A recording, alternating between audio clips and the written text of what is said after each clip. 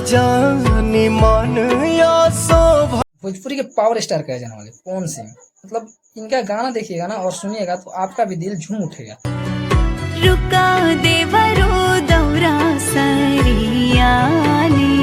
1 साल पहले का आया हुआ ये गाना है और आज देखिए कि सब कुछ बताऊंगा, वीडियो का शुरू से अंत तक देखिएगा। और हाँ, चैनल पर नए हैं तो वीडियो को लाइक और चैनल को सब्सक्राइब जरूर कर। और आज ये 2-3 दिन पहले अपलोड किया गया है, फिर से एक बार अपलोड किया गया है और 1 साल पहले का गाना ट्रेंड कर रहा है। मतलब ये देखिए भोजपुरी का पावर क्या है कि चला भौजी हाली हाली सूरज। और भोजपुरी में पावर स्टार कौन है ये पता चल रहा है इस वीडियो से। मतलब इस गाने को इतने मधुर तरीके से गाए हैं ना।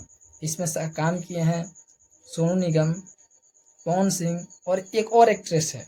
मतलब ये तीनों एक्ट्रेस मिलकर क्या लाजवाब गाना गाए हैं ना।